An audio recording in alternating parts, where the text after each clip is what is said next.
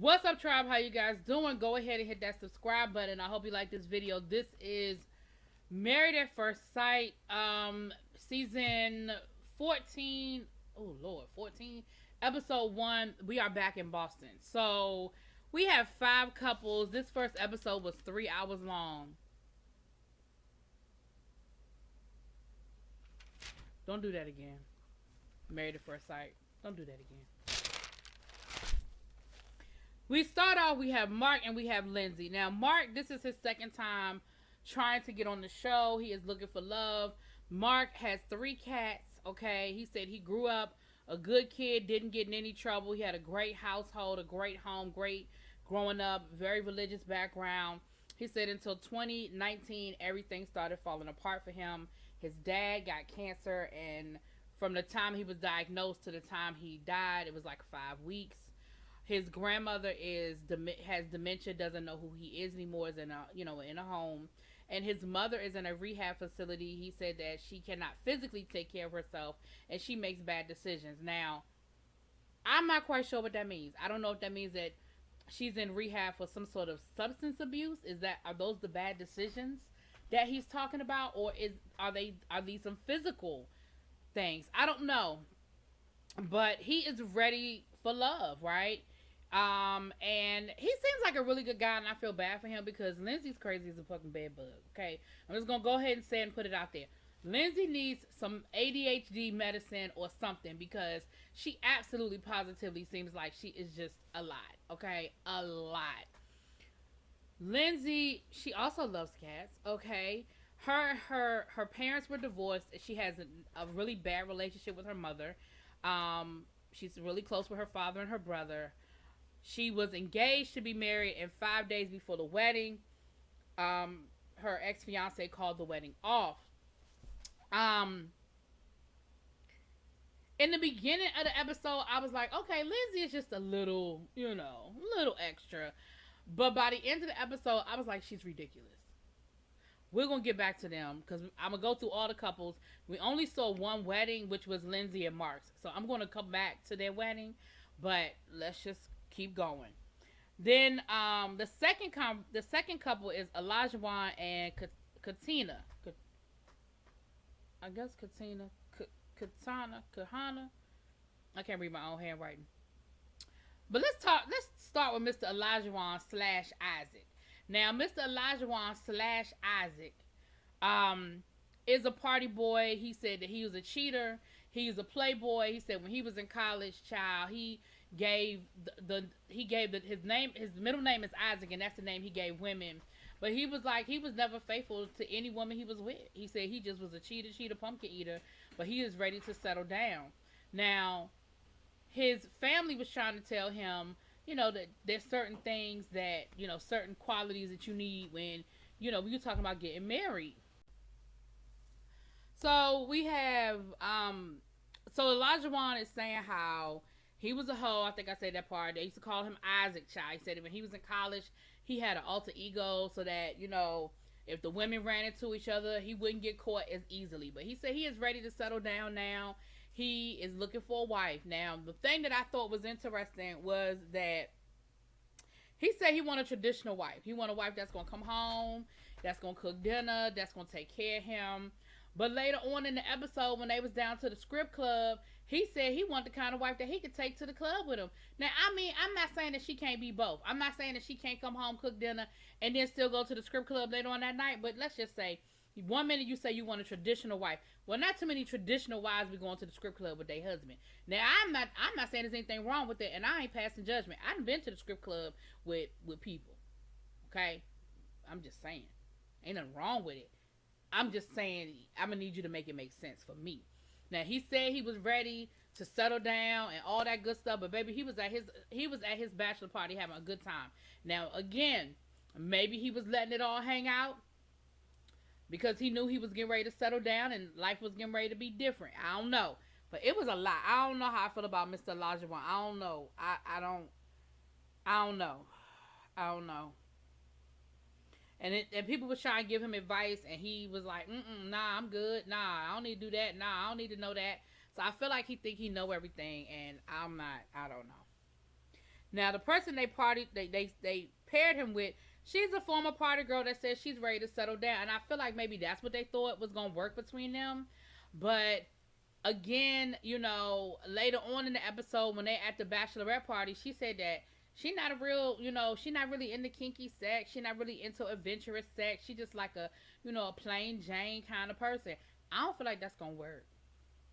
I don't get the impression that Elijah Wan is a plain Jane kind of guy. She says she don't do toys and she don't enjoy playing with And again, y'all, I'm just saying, I feel like you gotta be equally yoked, and that's one of the things you gotta be equally yoked in. I'm just saying. People don't have to agree with me, but I don't know. I don't know how this is gonna work. I don't know. I don't know. Listen, let me tell y'all something. I don't know if any of these couples is gonna work out. And let me tell you something. If y'all don't do the experts, if the experts screw it up again this season, then the way I feel about it is we need some new experts, because clearly you ain't experts. That's all I'm gonna say about that. The next two couples we have Noi Nai and Stevie. Did I write my name? Did I write it down right? I guess I wrote it down right.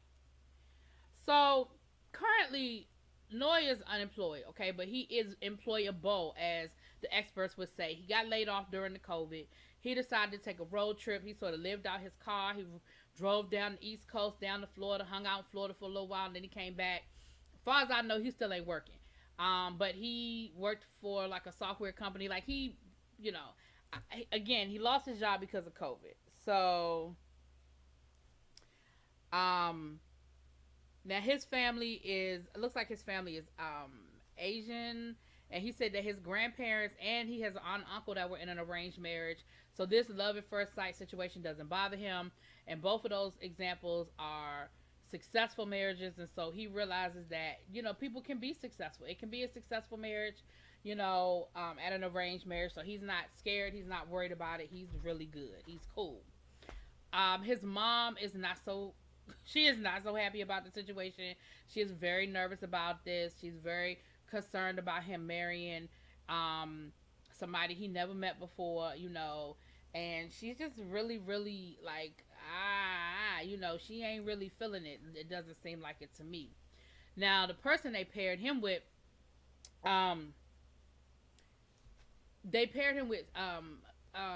no, see, I got it mixed up. Steve is the person I just said. Noi is the girl. I thought I had that wrong. So that was Steve. So now we have Noi. Now, Noi is originally from Laos, and her family were refugees from Laos. And she saw her parents stay together through thick and thin, through all the trouble, everything they went through coming over here as refugees and going through, the hard times. She's sort of moved from the West Coast out here to the East Coast. So she has a strong friend group, but not a lot of family out here. And she's like the quiet, when you first see her, you think she's like quiet and reserved. But she's really like, I'm going to throw my wig on, give me an alter ego, be on the dance floor to the club closes. I feel like she might have been a better match for Elijah Wan, because she also said that she was, she wasn't necessarily looking to have sex on the first night, but she wasn't, opposed to the idea. If it happened kind of thing. I don't know. Noi also said that he wasn't opposed. Steve also said he wasn't opposed to it. Like, he wasn't looking to have sex that first night, but if it happened, it happened. So I feel like the two of them. Now, this match might work. I don't know. I'm not sure, but it might work.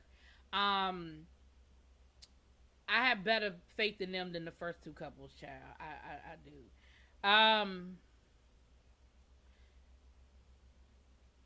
Yeah, that's pretty much it. So then we have Jasmina and we have Michael. Now, Jasmina is gorgeous. I think Jasmina is beautiful. She's a beautiful girl. She carries herself in such a regal manner. Like, she's very, very regal in how she carries herself. But she's got a very interesting family situation. So her mom abandoned her, and her father was raising her, and he remarried. And so the stepmother, was raising her and her sister. And when the father and the stepmother got divorced, he moved back to Jamaica, and she asked the stepmother, could she keep custody of her and her sister, and the stepmother agreed to do it. So her stepmother is basically like her mother, and she doesn't have any relationship with her biological mother, and her relationship with her father is sort of strained because he lives in Jamaica. Um, he ain't come for the wedding. He ain't coming up here for the wedding. And he's kind of not, he's kind of a little nervous about the situation as far as them, marrying a stranger kind of thing. And Michael, who she's being paired with, Michael is a trainer. And he was raised by a single mom. And while he was in college, his mother was diagnosed with cancer, I believe, and she passed away. And so him and his family are still, very much in mourning about the mom passing. And him and his siblings are very close. And so we see him with his sisters. And the one thing they keep telling him is he's going to have to work on his compromise and his patience. And that kept coming up. And I'm a little nervous about that because he said that compromise is something he hasn't had to do a lot. And so he knows that's something he's going to struggle with. And I'm just thinking to myself, ooh, that's not good. Because compromise, yeah. So I don't know. So that's them. But Michael was nervous, y'all. I don't know. I was worried about Michael. He was real nervous. I was worried about him. I'm a little worried about Mr. Michael. So then we have Alyssa and we have Chris. Now, Chris plays disc golf for recreation. Okay, he's like all into it. All right. He's in real estate. He's very successful. He was raised by a single mom. And then we have Alyssa. Alyssa, I had like my impression of Alyssa was different by the end of the episode, but in the beginning of the episode, I felt like my impression of Alyssa was very, that she was kind of like, out there, sort of outgoing, but was ready to settle down. But then by the end of the episode, it just seemed like she was sort of like, kind of a little standoffish a little bit, like not, I don't know, like when they went for their bachelorette party, she was real kind of standoffish about it. She didn't seem to really want to mingle with the rest of the ladies. Of course, Lindsay was extra, buying shots for everybody and all that good stuff. They had some drag queens there to entertain them. Now, this is what I want to know. Why the ladies got drag queens to entertain them, but the guys got scrippers?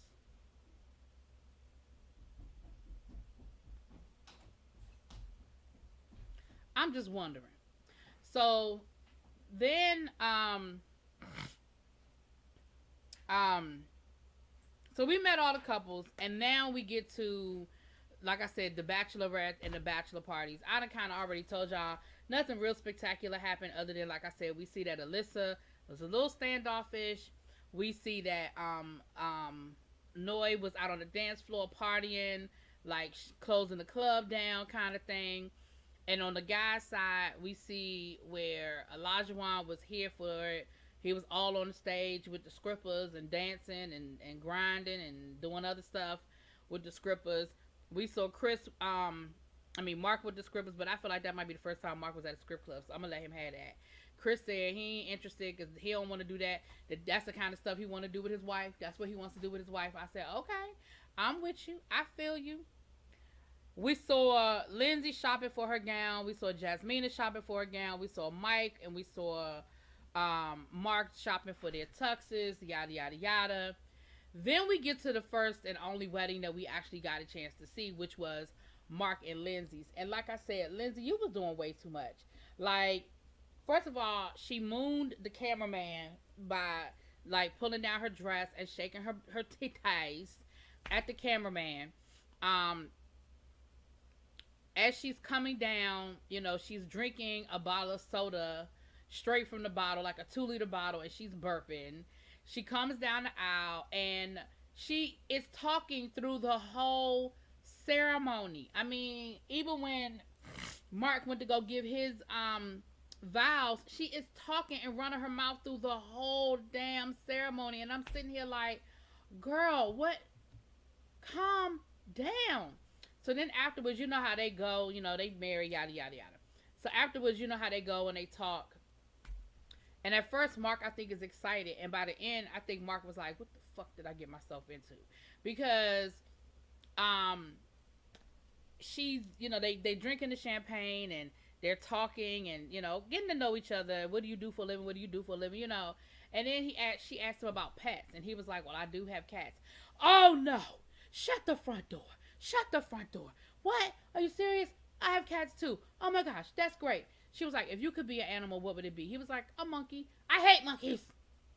Monkeys are terrible people. Have you ever been to a monkey temple? He was like, well, I'm not really a monkey. You asked me a question. Well, I'm just saying monkeys are horrible. He was like, but I'm not really a monkey though. I was just answering your question. I'm not a monkey. And I was just, and then she's passed out on the damn, well, not passed out, but she's laid out on the bench, burping and giggling and shit, talking about, oh, if I were a cat, I want to be a cat. Baby, that poor Mark. Mark was sitting on the side and was like,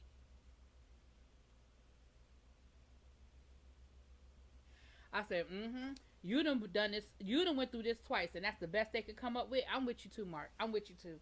But that is where this first 3-hour damn episode ends.